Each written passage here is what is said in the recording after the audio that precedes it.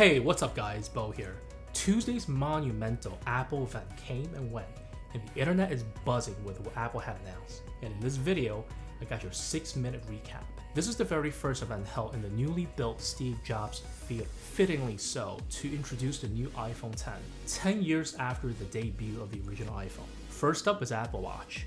Apple claims that it now has surpassed Rolex as the #1 watch in the world.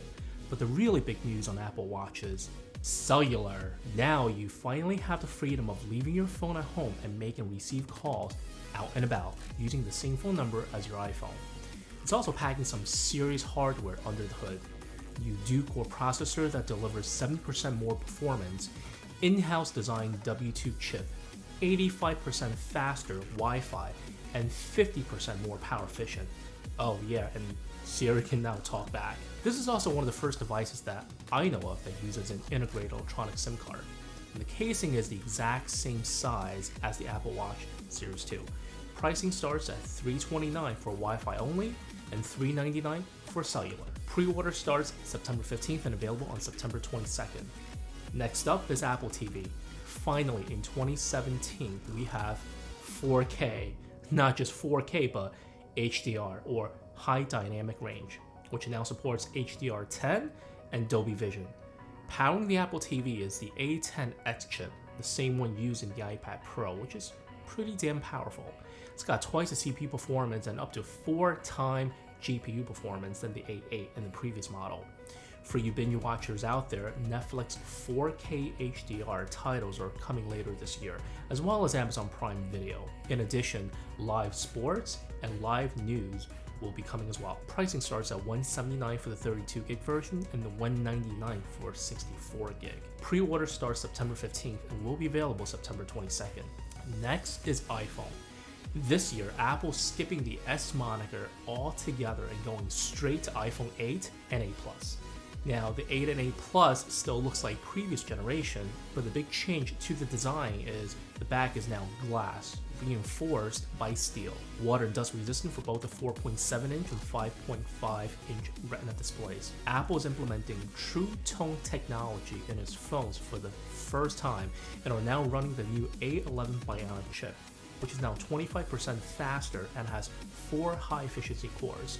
On the camera front, it's got 12 new megapixel camera with deeper pixels and a new color filter and wider dynamic range. iPhone 8 has a single lens design, while the iPhone 8 Plus remains the dual lens. The wide-angle lens is now at f1.8 and the telephoto has f2.8. Currently in beta, there's a new feature called portrait lighting. Basically, your phone will analyze and create different lighting environments to separate the subject from the background. You can do this while you're composing and even after a picture is taken. That's pretty neat. Apple is also introducing some new video capabilities like 4K video at 60 frames per second. And for you slow-mo lovers out there like myself, you can shoot 1080p at a whopping 240 frames per second. I mentioned previously that the 8 and 8 Plus now sports glass back. The reason for that is wireless charging. Yes, I know, Android phones have been doing this for years. I'm just a messenger. iPhone 8 starts at $699 for 64 gig, then it jumps all the way up to $849 for 256 gig. Yep, nothing in between. The 8 Plus starts at $799 for the 64 gig and $949 for the 256 gig, and they both come in silver, a new gold color finish, as well as space gray. Last but not least is the one more thing, the main event of the show, Mayweather versus McGregor. Well, you get the idea.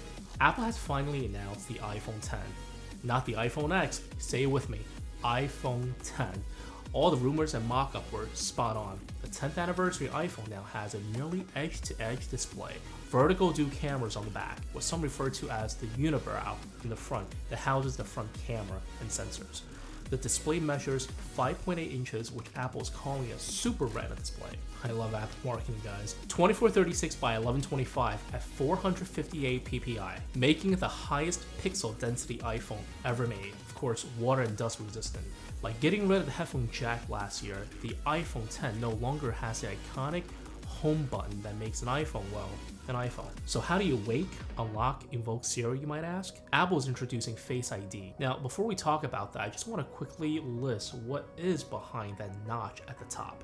They are in order of left to right, aim for camera, flood illuminator, proximity sensor, ambient light sensor, speaker, microphone, front camera, and last but not least, dot projector. That is an insane amount of tech in such a small area, and really highlights just how far we have come in 10 years. Apple claims Face ID is so secure that there is only 1 in a million chance that someone can unlock your phone with their face versus 1 in 50,000 with Touch ID. Along with Face ID, Apple is also introducing Emojis in Messages app. Yep, you guessed it. It's animated emojis that mimic your facial expression, and you can record video and send it to someone within Messages. iPhone 10 also has a 12 megapixel dual lens camera like the 8 Plus. However, here both lenses are stabilized with quad LED True Tone flash. With all this tech, the battery is still up to 2 hours longer than the iPhone 7, and like the 8 and 8 Plus, it also supports wireless charging. The iPhone 10 comes in silver and space gray only, no gold color option. Pricing starts at a whopping $999 for the 64 gig and $1,149 for the 256 gig.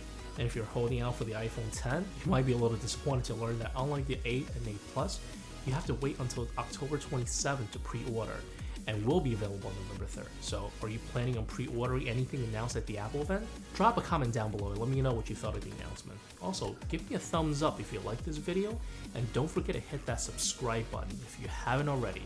And as always, thanks for watching, and I'll catch you guys in the next one.